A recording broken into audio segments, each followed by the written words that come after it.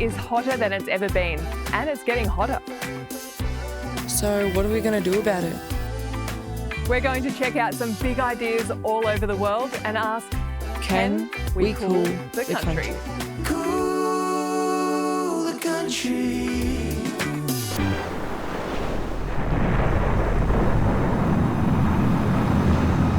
Charlie, are you okay?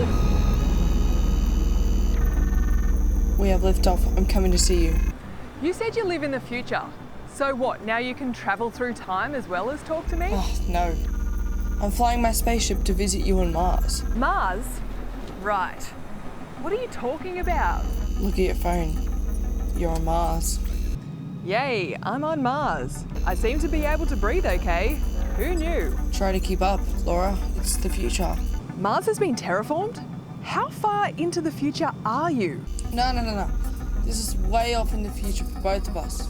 Go along with me and it'll make sense. Mars is now habitable. Yay, amazing. Now just how much effort, money and materials do you think that took? Is that what we're doing? You do what you like. I'm flying to Mars. As a thought experiment, you want to compare terraforming Mars to reforesting the heat engine of Australia. An area bigger than Texas. Okay, critics will say it's too big, too expensive and too difficult to even try when we can't be sure it'll work. And yet, humanity dares to dream of colonising Mars. Talk about expensive and difficult, but I'm flying there anyways. After all, if we want to safeguard the future for all of humanity, we will want to journey to the planets and one day the stars. Speaking of space travel, do you know what's fast and crispy and flies through space? A rocket ship.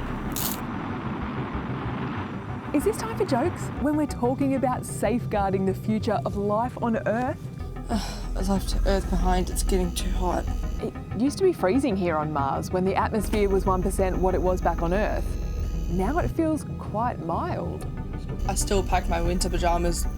I heard it will still be way below zero at night, even at the equator. How did we get air here on Mars? That must have been pretty pricey. But worth it, right? I believe we crash landed a whole bunch of asteroids made of ice and separated that H2O into oxygen and hydrogen. Like I said, pricey. Don't need to do that in Western Australia. Or that asteroid ice. Mars has plenty of water now too. The north of Western Australia is dry most of the year, but it gets big dumps of monsoon rain. All the water we need if we just build simple earth dams on all of the catchment flows. A bunch of old bulldozers would sort that out. Yeah, but that's not half as exciting as bulldozing ice asteroids onto a collision path with Mars. Am I right? You're right, that does sound exciting. And expensive. And hard. What about an ozone layer to stop solar radiation poisoning the soil? Well, you made one. Great. How soon will you get here? Flying hundreds of millions of kilometres must take months and months. No. My new space drive will get me there quickly. What sort of space drive is that? Can't say. It's valuable intellectual property. Worth a fortune, I bet. But there's money to be made by cooling Western Australia too.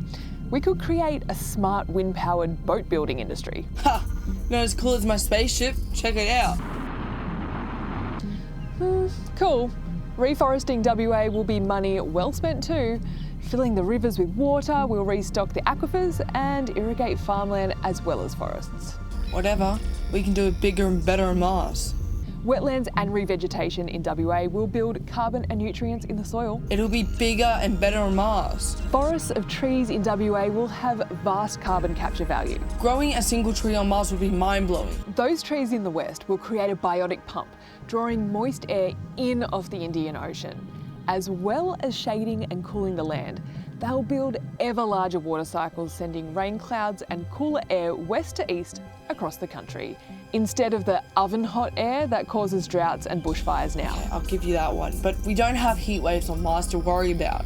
2023 is officially the hottest year on record so far in 125,000 years. We can also use paleoclimate records to give us an indication of what the climate's been like, and some of those records do go back as 125,000 years. It tells us that yes, this almost 1.5 degrees Celsius above pre-industrial conditions is really the hottest temperatures we've seen in at least that time, possibly longer. Do you think we can reduce greenhouse gas emissions fast enough to actually stop temperature rising? Unlikely. Let's abandon Earth and all move to Mars. I think there might be a better option. Really? Because several of the richest men on the planet have invested heavily in building spaceships. Smart guys. And they want to go to Mars. Tell me, Charlie, has anyone actually made it to Mars yet? I mean, in the future you're living in, not this far off future when I'm supposedly living it up on the red planet. No, not yet.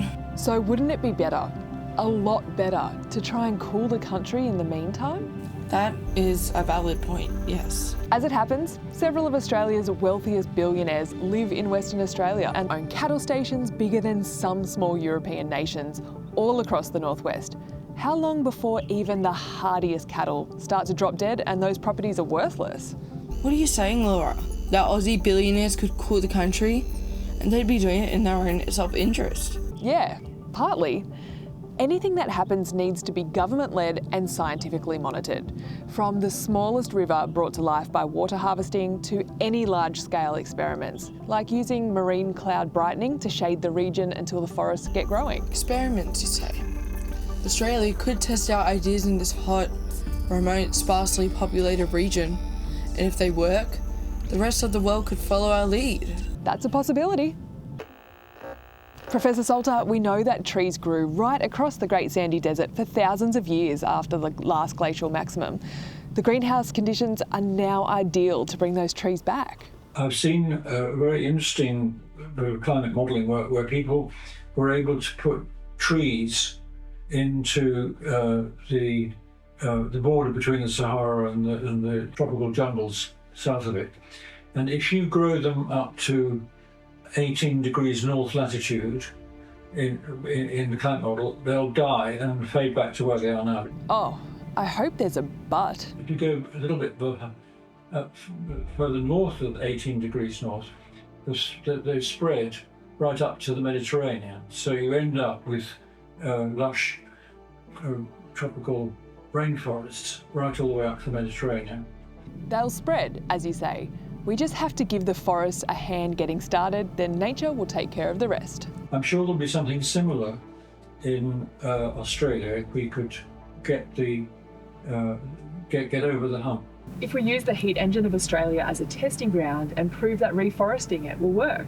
Then imagine what a cooler, wetter Sahara will do. It's not just the heat engine of North Africa, it's the heat engine of Europe. But reforesting, it will be expensive. If we prove it'll work in Western Australia, all of Europe can invest in regreening the Sahara.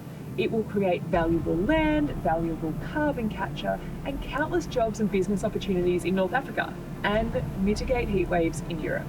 We can make a flow slow, so the moisture coming in the soil, and that moisture creating greenery, and greenery taking the carbon sequestration from this atmosphere, and that carbon going in the soil, making the fertility and the good crops you can grow with moisture, with natural moisture. Oh, not on Mars anymore. Thank goodness. I'm heading back home too. If any billionaires want to be heroes and do something for the future of all humanity, there's way better things to spend their money on back on Earth. I think you're right, Charlie. I was gonna wait till I'm older. I'm still a kid. I'm sure. I've got to get home. I'll see you later, okay?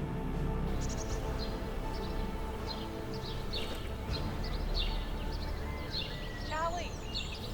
Coming, Ma! Get a move on. You've got homework to do.